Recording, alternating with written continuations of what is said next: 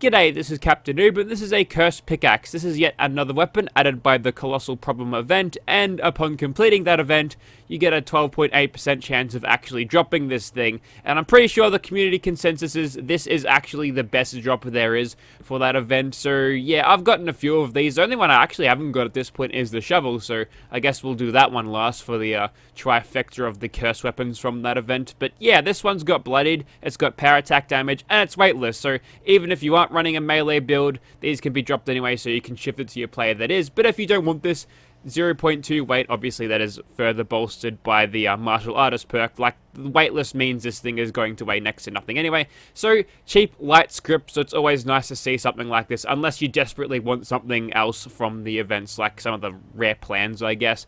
Anyways, we're doing 180 damage as compared to a standard pickaxe. We're doing 20 more. This is a bloodied swing speed. Strength, probably the best legendary effect setup for this thing. I think I've done a similar pickaxe to this one before, but I've painted this one with a shark paint. It actually reminds me of like an A10 Thunderbolt plane, or is it a Warthog? It was a Thunderbolt in Battlefield 3, it is a Warthog in Battlefield 4, but I think Earl would enjoy the amount of teeth this thing has. Yes, anyways, let's go ahead and chuck on some perks. So 180 damage is pretty good. Whether we'll see that when they fix the damage, well, we'll have to see. There's a big problem. Like, that sucked away all of my motivation to play this game, knowing that around the corner there's going to be a massive nerf of everything, thus making all of my Spotlight videos completely worthless. Yeah, thanks, Bethesda. 307 damage and not a bloodied threshold, but let's go there. Okay, so now we're under 20% health, which means Nerd Rage is active, so the swing speed doing 1297, and the curse doing 1466, so that gap of 20 has became so much more. Okay, welcome to Zack Snyder's Justice League filming studio, and here is the pickaxe.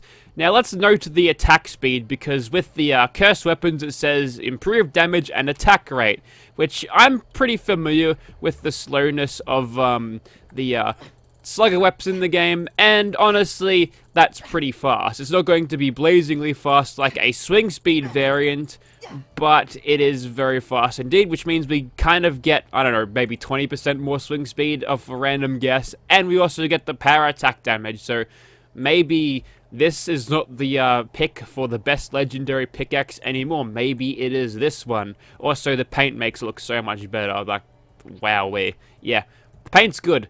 Anyways, so let's go ahead and wreck the film set here, because apparently they've done some bad things here, and everyone's like green and 12 feet tall, so we should probably get rid of them. Now, with the amount of damage that I'm getting, I could probably stand to get rid of some of these slugger perks, because if I get spotted, I'm going to be creamed very easily, because of course they fixed all of that weird health regeneration. Although granted we have more endurance than our standard characters, well, we're going to lose our health very quickly anyway, because we've only got 20% of it as a starting point. But as you can tell, I mean, we're one-shotting everything, so we could actually stand to drop some of that damage off, and trading it off for a little bit of survivability actually would be quite a smart thing to do at this point.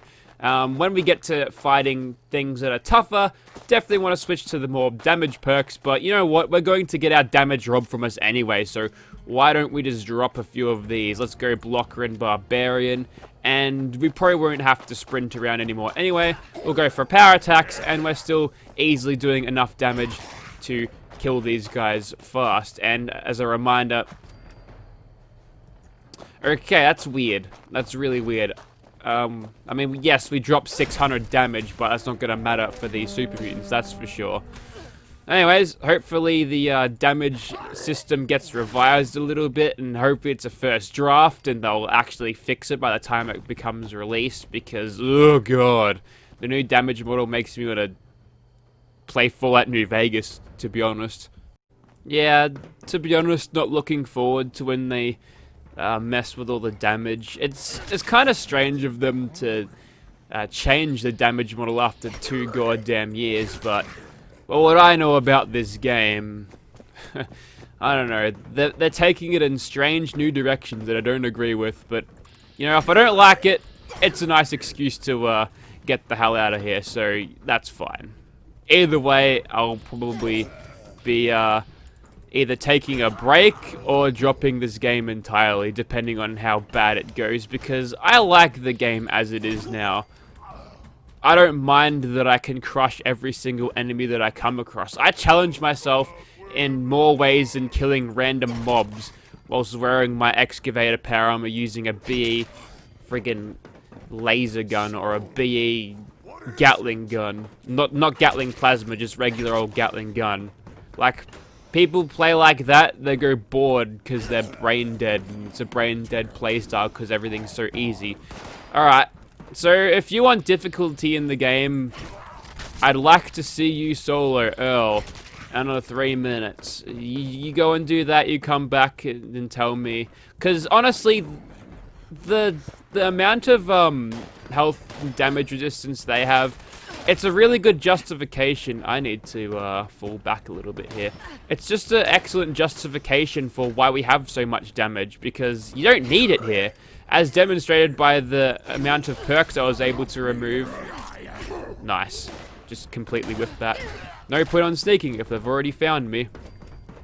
But it was because these bosses pull these 70% damage resistance on the Scorched Beast Queen, 90% on Earl, which seems to, you know, turn like double. He gets like an extra 50% on top of that after you shoot him once. It's strange, and you know, all of the extra damage we're doing here, I mean, it's justified on them. It gives us a fighting chance, but now they're just going to take that away and pretty much null and void the use of private servers, because I like playing this game when no one else is playing. Call me asocial all you want, I just prefer it that way. And now I can't do shit on my own, and that's just going to take the wind out of my sails. Like, no thanks. I don't want to have to rely on other people to have a good time with playing.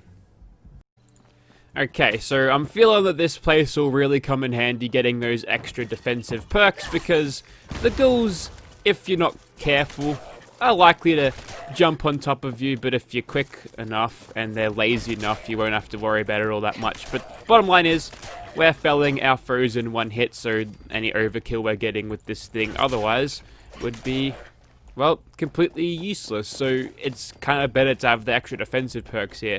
Or you could, you know, get some skill and figure out not to get hit. And I say that because I haven't been hit yet, and it's all skill, mind you. Definitely all skill. So a good thing about the power attack weapons is you can actually have like when you charge in and hit stuff, it's a really fast way of getting a lot of damage, especially when you're charging around. Gives you, it synergizes well with perks like moving target, but you know, we need Enforcer a little bit later. We need Sneak if we are getting hammered and need to lay low for a minute. Alright, ghouls, here we go. Don't let me down, swing speed. And it hasn't. Nor is my defensive perks, see? It's all in the skill and strategy of putting what perks where. Yeah. Cursed Pickaxe. We've got to play to its strengths, and its strengths are, well, doing a lot of damage is one thing. Shut up, Mini Earl. Yeah, doing a lot of damage is one thing it's capable of doing, but, you know, at 20% health, you're taking a few compromises here and there, especially if you aren't wearing power armor. If I was wearing power armor in this situation, sure, you could probably get away with running 3 times 3 ranks of slugger, but whatever. It's all good. Let's move on to the next one, and we might pump it up with some more perks now. Okay, we've tossed out 3 ranks of Barbarian for a couple more ranks. 3 of them, in fact, in Slugger. Took their head off. That's nice. Now, the biggest threat in this lot here is the guy with the laser gun, and let's not get you... Ooh, the plasma cartridges. Yeah, I'll eat that. God knows where they get the bloody high-tech energy weapons from, but I guess Vern and Vault Dwellers are running around with them. There's a laser gun. That's not the one I wanted to see.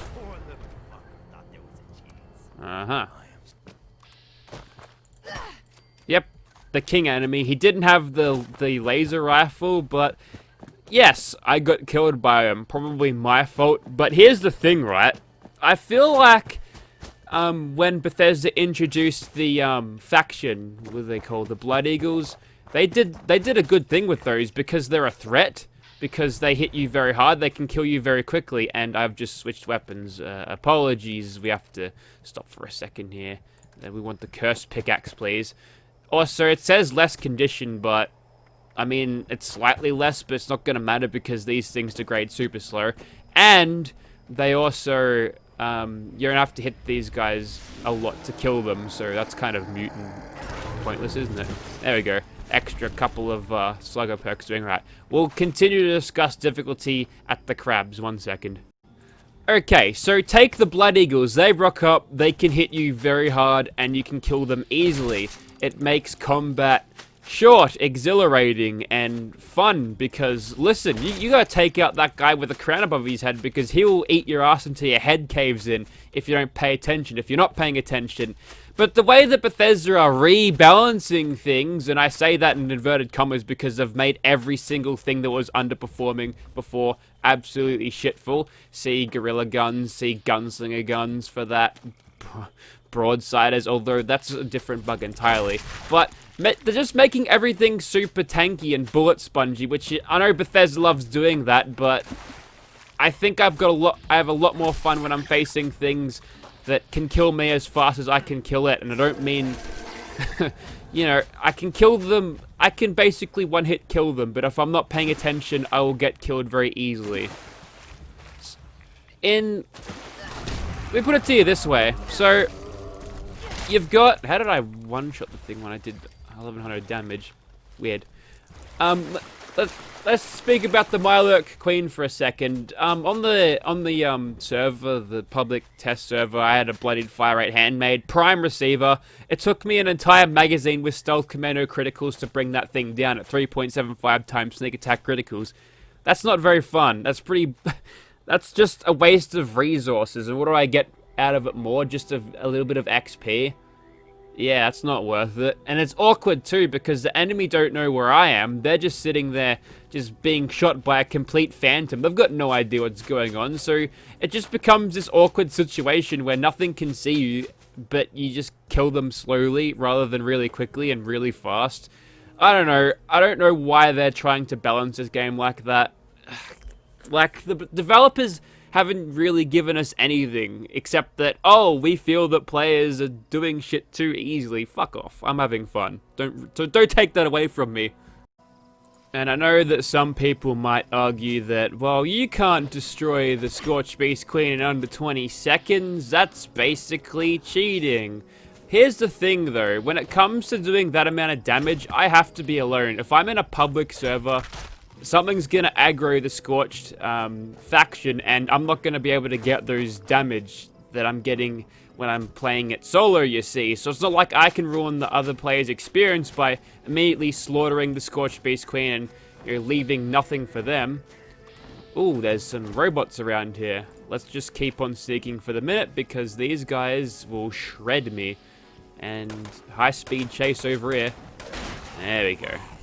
We've also got all ranks of Slugger on at this point, so therefore we should, if we've got full adrenaline, we'd have a good chance of killing the Scorched Beast Queens in one hit, which is super taboo, I know, you can't do that. But as far as this weapon goes, it's relatively easy to obtain, and it's got the punch. I literally disintegrated him. Didn't know you could do that with a goddamn thing, and there you go.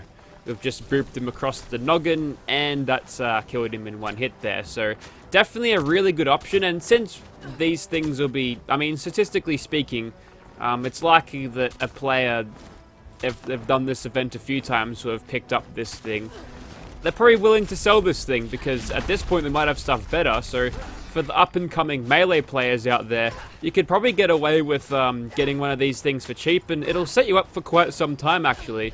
You could totally go fine with this. I'm sneaking when I really shouldn't be. They're so accurate for brain-dead zombie people, I'll tell them that much. It's really quite impressive, I must say. Anyways, we'll probably just discreetly do a stim pack, just so I don't die during this, because we don't want to lose our progress. And we might pull a Scorched Beast out of here. He doesn't crawl out of the hole anymore, he just kind of teleports out. Okay, not today, apparently. That's all good. There's a random Scorched over here. he'll be the final victim, or if anyone else is around, before the radiation gets me, hopefully. Luckily, he's not very switched on.